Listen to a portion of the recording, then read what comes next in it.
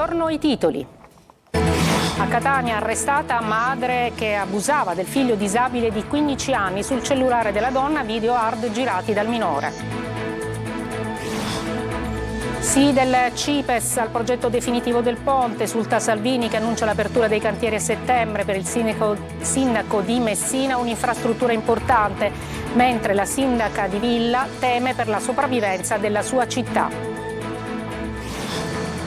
A Messina, morto in carcere il carnefice di Sara Campanella. Stefano Argentino non era più in regime di alta sorveglianza, da 2 settimane era un detenuto comune. Emergenza sicurezza a Palermo, in prefettura il tavolo con il ministro dell'interno Piantedosi, in sit-in commercianti. Il sindaco La Galla dice più uomini e risorse per il controllo del territorio. A Catania aggressione omofoba in un locale del centro storico, fermati dalla polizia 2 giovani. A Noto, emozioni musica con Simona Molinari, omaggi ai grandi della musica e canzoni del nuovo album. Calcio, mercato in fermento per le principali squadre siciliane. In Serie B il Palermo raggiunge l'accordo con Bardi e può far partire The Splash. In Serie C il Catania è a un passo dal centrocampista Loi e ingaggia un duello con il Trapani per D'Ausilio.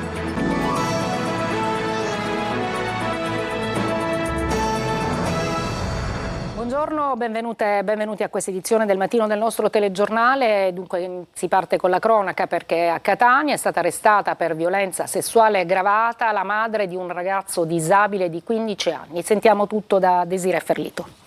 Una storia dell'orrore, quella scoperta dalla Polizia di Stato a Catania, dove una donna è stata arrestata con l'accusa di aver abusato sessualmente del proprio figlio di 15 anni, affetto da deficit psichici. L'indagine, avviata dalla Procura distrettuale di Catania e scaturita da una segnalazione della comunità a cui il minore era stato affidato, ha messo in luce che la donna di 51 anni avrebbe abusato del figlio sin da quando aveva 13 anni, inducendola a compiere atti sessuali con l'invio di messaggi audio dal contenuto sessualmente esplicito, nonché foto e video di autoerotismi rinvenuti sul telefono cellulare della donna. Il minore, sentito successivamente dal pubblico ministero con l'assistenza di una psicologa, ha confermato con profondo senso di imbarazzo quanto emerso dagli accertamenti tecnici. La procura distrettuale ha chiesto e ha ottenuto dal giudice un'ordinanza di custodia cautelare eseguita dalla polizia postale con l'applicazione del braccialetto elettronico alla donna e il divieto di comunicazione con qualsiasi mezzo con la vittima. Tra sorrisi, foto e contestazioni, ieri sera a Messina il vice premier Matteo Salvini ha festeggiato con gli uomini siciliani della Lega il sì del CIPES al progetto definitivo del ponte sullo stretto. Francesco Triolo. Lo scenario dello stretto di Messina, proprio lì dove il ponte sorgerà. Il ministro delle infrastrutture Matteo Salvini ha scelto Torrefaro per festeggiare il sì del CIPES al progetto definitivo dell'opera. Foto, abbracci, saluti con i simpatizzanti della Lega arrivati da tutta la Sicilia. Il sì di ieri dà un'accelerata importante all'iter che adesso passerà per la ratifica alla Corte dei Conti, che dovrà dare l'ok definitivo. Conto che arrivi per partire entro settembre, per vedere sia a Messina che a Reggio i primi operai al lavoro. Ci saranno le indagini archeologiche, ci saranno gli espropri. Ricordo che chi verrà espropriato su entrambi i fronti avrà un 20% in più rispetto agli espropri che ci sono in tutti i cantieri, penso all'alta velocità. Si guarda ai tempi, ai costi, ma anche ai pericoli di possibili infiltrazioni nell'opera. Su questo Salvini è stato chiaro. Noi vigiliamo e chiediamo l'appoggio di tutti, perché ovviamente il problema non sarà nella costruzione del ponte e i piloni, ci sono i subappalti, ci sono le mense, il movimento terra, i servizi, i trasporti. E quindi conto che le procure ci diano una mano. L'approvazione del CIPES fa scattare anche un altro step. Con oggi la politica e il ministro ha fatto normativamente e economicamente tutto quello che poteva e doveva. Da oggi è operativo il contratto fra Stretto di Messina e il consorzio Eurolink. A questo punto però la palla passa in mano ai tecnici e saranno loro, immagino cominceranno dalle opere accessorie. Strade e aree di cantiere, espropri, temi caldi a queste latitudini ed il fronte del no non è mancato, in spiaggia prima, fuori dal locale che ospitava Salvini poi.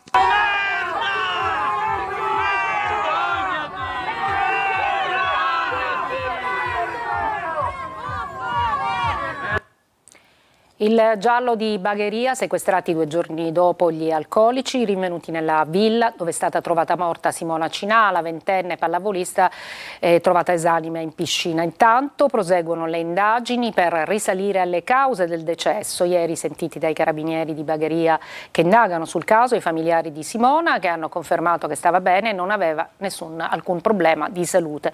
La svolta dovrebbe arrivare dall'autopsia che sarà eseguita oggi al Policlinico di Palermo. Si è tolto la vita in carcere a Messina Stefano Argentino. Il 31 marzo aveva ucciso la collega di università Sara Campanella. Il legale della vittima accusa lo Stato. Francesco Triolo. Stefano Argentino, il 27enne di noto reo confesso per il femminicidio di Sara Campanella, si è impiccato ieri pomeriggio nella cella del carcere di Gazzi a Messina, dove era detenuto. La tragedia si è consumata poco prima delle 17. Il giovane era stato sottoposto ad attenta sorveglianza, revocata 15 giorni fa, perché dai primi giorni della sua detenzione aveva manifestato intenti suicidi, un pericolo che anche la madre aveva sollevato nei giorni successivi all'arresto. Dopo colloqui con psicologi e terapeuti, la situazione era migliorata ed era tornato ad un regime carcerario ordinario. Sull'accaduto la procura di Messina ha aperto un'inchiesta. L'avvocato Concetta Latorre, che assiste la mamma di Sara Campanella, ha commentato l'episodio definendolo l'epilogo terribile di una storia terribile. Ha deciso lui le sorti di 2 famiglie, per noi un colpo molto doloroso, ha detto. Il legale di Argentino, Stefano Cultrero, invece se la prende con lo Stato, considerato l'unico responsabile. Avevo chiesto una perizia psichiatrica perché avevo compreso Stefano e i suoi problemi, ha detto. Argentino aveva già manifestato la volontà di suicidarsi lo scorso aprile, quando rifiutava anche cibo e acqua. La madre argentina e i magistrati, nell'immediatezza dell'arresto, aveva spiegato di aver aiutato il figlio perché aveva manifestato l'intento di suicidarsi subito dopo i fatti. Il 10 settembre si sarebbe dovuta tenere la prima udienza del processo davanti alla Corte d'Assise di Messina. Il GIP aveva respinto la richiesta di perizia psichiatrica per Argentino nelle contestazioni della procura, anche le aggravanti della premeditazione e della crudeltà. Ieri a Palermo il ministro Matteo Piantedosi ha presieduto il comitato provinciale per l'ordine e la sicurezza pubblica. Intanto c'è stato anche un sit-in dei commercianti. Il sindaco La Galla dice ci saranno più uomini e risorse. Sentiamo l'inviato Orazio Longo. È durata poco più di un'ora la riunione del Comitato per l'Ordine e la Sicurezza in Prefettura a Palermo alla presenza del Ministro dell'Interno Matteo Piantedosi. Sul tavolo il caso Palermo, la città teatro ormai da mesi di episodi di criminalità anche gravissimi nei confronti di turisti in centro storico e di cittadini. Un vertice importante lo ha definito il sindaco di Palermo Roberto La Galla. Proprio oggi attraverso il prefetto è stato firmato il nuovo decreto di potenziamento dei servizi di polizia. Il Ministro ha convenuto sulla opportunità, di questo rafforzamento che è stato recentemente assicurato soprattutto in alcune aree della città. Verrà ulteriormente a verificare entro la fine dell'anno, periodo nel quale sono previsti ulteriori dotazioni organiche. Di fronte alla prefettura un presidio di cittadini, associazioni e commercianti ha protestato chiedendo più controllo sul territorio. Che ora basta, ora non siamo più un piccolo gruppo di cittadini che si lamentano, ma è tutta la città. Quello che chiediamo già da 2 anni è un presidio fisso in dei punti cardine che sono stati più volte segnalati a tutte le autorità. I finanzieri di Catania hanno sequestrato un carico di 45.000 litri di gasolio per autotrazione nella zona industriale della città, denunciando l'autorità giudiziaria 3 persone per contrabbando di prodotti petroliferi e ricettazione. I finanzieri hanno individuato e fermato l'articolato in transito nella contrada Torre Allegra, che stava avanzando con grande difficoltà, verosimilmente per l'eccessivo peso del carico trasportato, desumibile dall'evidente pressione della motrice e del semirimorchio sulle gomme. A Catania, aggressione omofoba in pieno centro storico. 2 giovani sono stati fermati dalla squadra mobile. Provvidenziale l'intervento di una ragazza che ha spruzzato spray al peperoncino e quello di un operatore ecologico. Tonino De Mana. Una brutale aggressione omofoba fermata dall'intervento di una ragazza che ha spruzzato spray al peperoncino che ha impedito conseguenze peggiori, anche se i fatti restano comunque gravi. 2 giovani di 19 e 21 anni, quest'ultimo già detenuto per altra causa, sono stati fermati dalla polizia di Catania per violenza privata e lesioni, reati aggravati dalla finalità della discriminazione omofoba. I fatti risalgono al 26 aprile scorso. Al centro dell'inchiesta, secondo la procura, il brutale pestaggio con schiaffi, calci, pugni e lanci di sgabelli a 3 giovani omosessuali in un fast food di piazza Borsellino. Aggressione, come detto, interrotta grazie all'intervento di una ragazza presente nel locale che, spruzzando in aria dello spray, ha reso l'ambiente irrespirabile, e di un operatore ecologico che ha bloccato uno degli indagati che stava colpendo un ragazzo con il casco. Al raid ha partecipato anche un altro giovane non ancora maggiorenne, la cui posizione è ora al vaglio della procura per i minorenni. L'ordinanza del GIP dispone nei confronti dei 2 indagati l'obbligo di rimanere a casa tutti i giorni dalle 21 alle 6 dell'indomani. Le vittime del pestaggio hanno riportato ferite guaribili tra i 7 e i 21 giorni. Nel fascicolo dell'inchiesta, oltre alle dichiarazioni delle vittime e di testimoni oculari, riconoscimenti fotografici, immagini di videosorveglianza ed elementi estrapolati dai social network. Attirati in aperta campagna con una scusa, poi aggrediti con bastoni e colpi d'arma da fuoco. È accaduto a 2 idraulici gelesi lo scorso giugno. GR Italia. Un pretesto, un finto sopralluogo e poi la violenza. Il 7 giugno, quando 2 idraulici gelesi vengono attirati in una zona isolata tra Gela e Niscemi. Pensano di dover visionare un lavoro, ma trovano ad attenderli una trappola. Secondo quanto ricostruito dalla polizia, appena scesi dall'auto vengono assaliti. Prima colpiti con bastoni e oggetti contundenti e poi messi in fuga da diversi colpi di pistola sparati ad altezza uomo. Un'aggressione feroce con dinamiche da spedizione punitiva. Le vittime riescono a fuggire e incredibilmente riescono anche a registrare parte dell'assalto con un telefono cellulare. Il breve filmato sarà la chiave delle indagini. Nelle immagini si intravede una Fiat Panda bianca in fuga e si riesce a leggere parzialmente il numero di targa. Le indagini si stringono attorno al veicolo. L'auto è intestata alla compagna di un pregiudicato locale, già noto per gravi reati contro la persona. Scattano le perquisizioni, viene rintracciata la vettura e sul mezzo la polizia scientifica trova evidenti segni compatibili con un'aggressione. Lunedì scorso per lui è scattato l'arresto, provvedimento restrittivo emesso dal GIP del Tribunale di Gela su richiesta della Procura della Repubblica. A confermare il contesto una denuncia sporta dallo stesso sospettato pochi giorni dopo l'agguato. Racconta di essere stato danneggiato da uno dei 2 idraulici in seguito a un litigio stradale, una versione che secondo gli inquirenti nasconde un movente ben più grave. Alla base dell'agguato ci sarebbero vecchi rancori probabilmente legati proprio a quell'episodio, ma degenerati in una vera e propria spedizione pianificata. L'indagine, tuttora in corso, ha già portato al sequestro dei veicoli usati per la fuga e a ulteriori riscontri. Si cercano adesso gli altri 2 complici, la pista è chiara, si tratta con ogni probabilità di un regolamento di conti. Braccio di ferro tra governo e regione sul diritto all'interruzione di gravidanza. Lorena Dolci. Nessuna categoria preferenziale per i medici non obiettori. L'interruzione di gravidanza in Sicilia resterà una faccenda complicata. Il governo ha bocciato infatti la normativa regionale salutata solo qualche mese fa come una battaglia di civiltà, che introduceva l'obbligo di assumere medici non obiettori nelle strutture pubbliche, dove spesso la carenza di medici impedisce di applicare il diritto all'aborto, così come previsto dalla legge 194. Secondo il Consiglio dei Ministri, quella norma non garantisce l'uguaglianza nell'accesso ai concorsi e lo discrimina in base a criteri morali.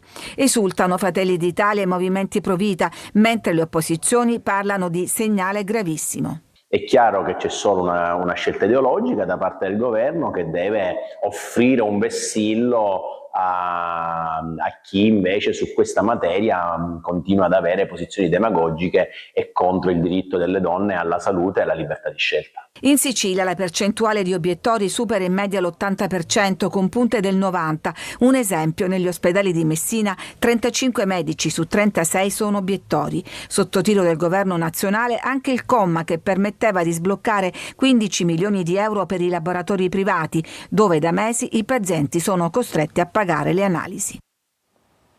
Una breve pausa e poi la crisi idrica che persiste ancora ad Agrigento.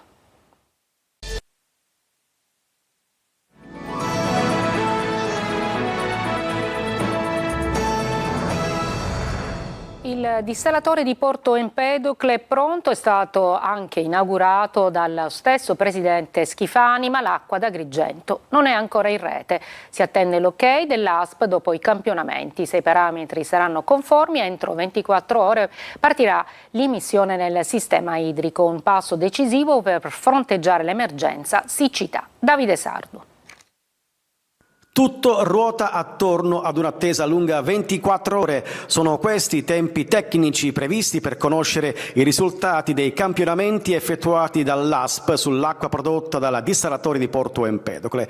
Un passaggio decisivo per la messa in funzione dell'impianto, finalmente operativo dopo anni di annunci e ritardi, in un momento in cui la crisi idrica minaccia interi territori della provincia. L'acqua è pronta, ma non è ancora in rete. Si attende l'esito ufficiale che certifichi la conformità ai parametri di qualità. Se i valori saranno nella norma, l'immissione inizierà dal serbatoio di Villaseta con una portata di 50 litri al secondo, destinata a salire a 100 litri entro metà agosto. Una boccata d'ossigeno per famiglie, imprese e agricoltori alle prese da mesi con turnazioni sempre più ampie e invasi ridotti al minimo storico. AICA e Atia G9 sono già al lavoro per definire la ripartizione delle nuove risorse idriche tra i comuni serviti. L'attivazione del dissalatore rappresenta una svolta concreta resa possibile da un'accelerazione tecnica e amministrativa che ha consentito di anticipare le previsioni. Ora si attende l'ultimo passaggio, quello che trasformerà un impianto pronto in una risposta reale all'emergenza.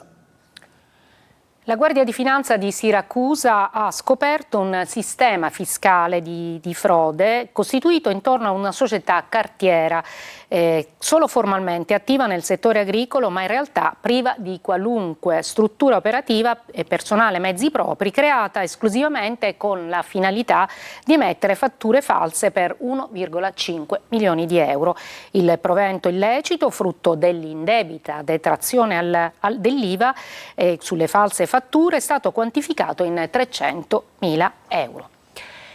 Adesso lo spettacolo a Noto, emozioni musica con Simona Molinari e il suo Kairos Tour, brani celebri, omaggi ai grandi della musica e canzoni dal nuovo album in una serata intensa coinvolgente del festival Noto Musica. Eva Spampinato.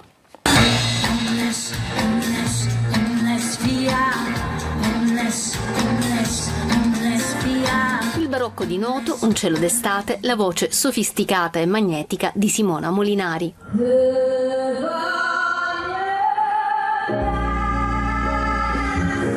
In piazza Municipio il Festival Internazionale Noto Musica continua ad offrire ai tanti turisti arrivati in Sicilia da tutto il mondo, ma anche ai siciliani, amanti della buona musica, un parterre di artisti di grande prestigio come Simona Molinari.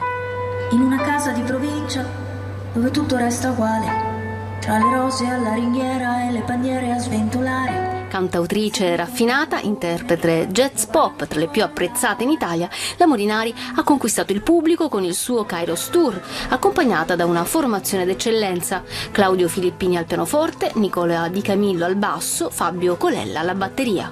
Un concerto intenso dove i suoi brani più amati, Egocentrica, La felicità, si sono intrecciati a omaggi a Ella Fitzgerald, De Gregori, Lucio Dalla, fino alle canzoni del nuovo album Hasta Siempre Mercedes.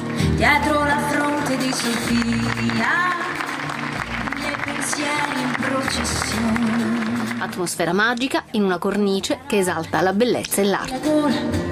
Sapessi darti almeno un nome. Una breve pausa e poi il calciomercato.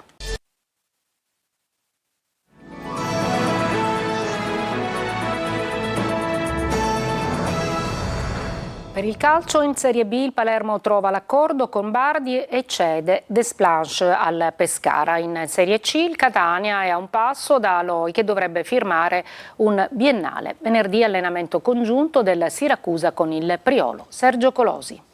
Francesco Bardi, 33 anni, ex Reggiana, è il nuovo secondo portiere del Palermo, accordo su base biennale. Il club rosanero si era cautelato contattando Semper, ma alla fine Bardi ha accettato l'offerta rinunciando all'Union Brescia, operazione che ha sbloccato l'arrivo in prestito di Desplanche al Pescara, dove avrà l'opportunità di giocare titolare. In partenza il centrocampista bosniaco Saric, con destinazione Antalyaspor. Un altro passaggio con contratto biennale che attende soltanto l'ufficialità e Salvatore Aloe al Catania. Il centrocampista 28enne calabrese come toscano è cresciuto nella Regina, in BC 248 presenze e 16 reti, con un passato tra Ternana, Pescara, Avellino e Trapani. Dopo Lescano nello scorso mercato, per Michele D'Ausilio, re degli assist ben 39 in Serie C, sembra profilarsi un nuovo derby Catania-Trapani, ma questa volta la società di Pelligra è in netto vantaggio. Si allontana Vallocchia, ma al suo posto potrebbe arrivare Michele Calida a Renate, se partirà almeno uno tra Frisenna e Luperini. Bocic ad un passo dal Picerno. Il Trapani, che si allena a Valderice, ha comunicato che giovedì e venerdì le sedute saranno aperte al pubblico granata. Sul difensore camporese c'è anche il Casarano. 5 arrivi negli ultimi giorni hanno sbloccato il mercato del Siracusa. Venerdì al De Simone allenamento congiunto con il Priolo, squadra di promozione siciliana.